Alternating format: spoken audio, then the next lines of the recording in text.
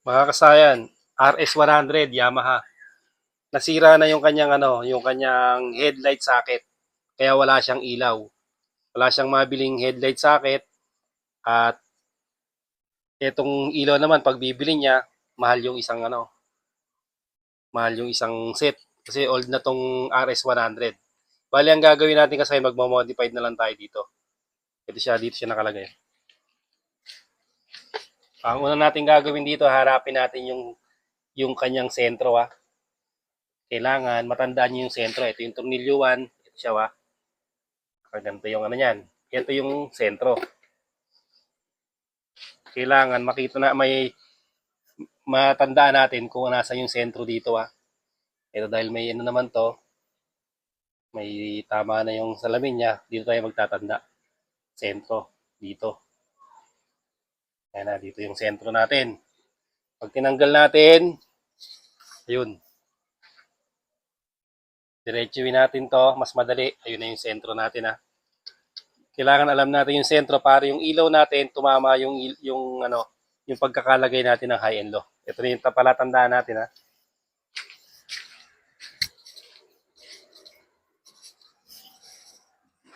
Ang ilaw nito kasayan, ang stock nito ay 86. Kung ito yung ibabalik natin, walang sakit, dire-diretso lang yan. Kaya ang gagamitin natin dito, pang Yamaha YTX o pang Honda Supremo. Ito siya. Pwedeng Osram, pwede rin tayong dual color na Mokoto. Marami namang brand. Ito siya Ngayon, kailangan nating hanapin din dito yung tama niyang posisyon. Dito, may marking na tayo na ito. Ito yung marking natin Dito naman, ang posisyon naman natin nito ay ito. Itong nag-iisa sa taas Kailangan, hindi kasi pwedeng basta nating ilalagay kasi ito, ididikit natin siya. Pansinin nyo sa ito yung ground. Tapos, ito yung high. Yan siya Pagka nakaganyan yung ilaw natin, pangit naman. Kaya kailangan maisentro natin.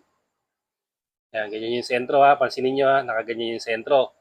Tatanggalin natin to. Pag tinanggal natin, makikita natin yung isa. Ito, ibig sabihin, madali na natin may sentro. Itong nakatapat na to. Yun ang isesentro natin sa tinandaan natin dito sa may headlight. Ito siya Yung palatandaan natin, ito. Kasi dito tayo kumuha ng markup Ayan, dyan. Kaya pag diretso natin, ayun.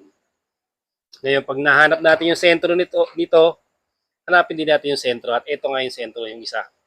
Tapos dito natin siya ilalagay para nakasentro. Tapat din natin sa kanya. Ayan.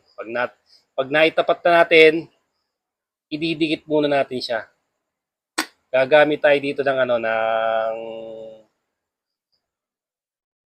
yung pinaghahalo na kahit Pioneer, kahit anong diyan, yung pandikit niya na pinaghahalo. Kukuha muna tayo. Ito yung gagamitin natin kasi kahit anong epoxy steel pinaghahalo Ito, alam niyo namang gamitin to. Ito, pang low budget lang to. Kung gaano karami tong isa, ganong karami rin yung isa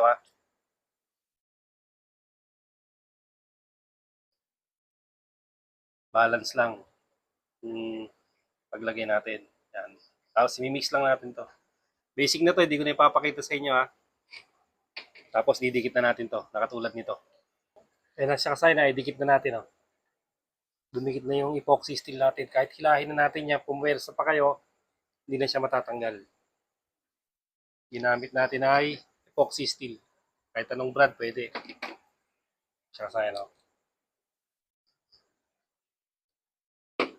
Ang susunod natin gagawin naman kasayan, eto meron tayong mga option dito.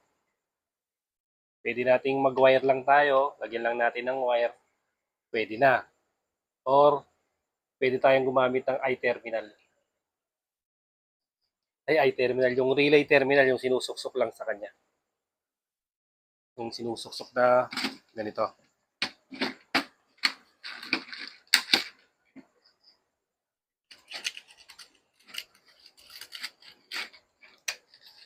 siya kasaya no. Ito pala yung i-terminal. Ito yung sa may, di ko alam yung pangalan ito, pang relay terminal. Male or female. Papasok natin siya dito kasaya na. Yan. Tapos, ang gagawin natin dito, magwa-wiring tayo ng tatlo. Pwede naman yung wire sa motor nyo, kung mahaba pa, yun ang gagamitin nyo. Low beam, high beam, at saka yung ground na katulad dito. Yan. Low beam, high beam, tsaka yung ground. Pero ang gagawin natin dito, maglalagay na lang tayo ng wire. Tapos, ito, duduktungan natin itong tatlong wire na to. Tsaka natin iwa-wire sa dating wire nito. O katulad ng paglalagay natin, nilagay nila sa domino switch. So, ang ano lang muna natin dito, yung diskarte natin para kumoke yung ilaw natin. Itutupi nyo to Ito. Bali, itutupi siya. Pagka nakapaglagay na kayo nito, titapan mabuti. Kung may tape, kung may sinkable tube, mas maganda. Kailangan siyang nakatupi. Nakaganto. Ganito yung gagawin nating forma dyan. Ayan siya kasaya na. Ganyan yung gagawin natin. Tupi natin yan. Tapos ito, tutupirin natin. Yan. Kaya natin siya itutupi, hindi siya papasok pag hindi natin tinupi. Babangga siya dito.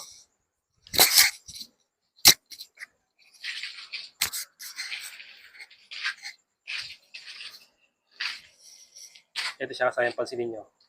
Pag pinasok natin yan dito na hindi natin siya tutupiin, babangga. May butas pati na mga sa butas. Hanapin natin butas Kung makikita nila. Naku, wala yatang butas So, ito kasi ay bakal. Mahirapan tayong magbutas dyan. Ito yung isang tumilyoan yan, papasok natin dito. Pag nakatupi na siya kasaya, papasok na yan. Kaya kailangan natin siyang itapan siya ng mabuti.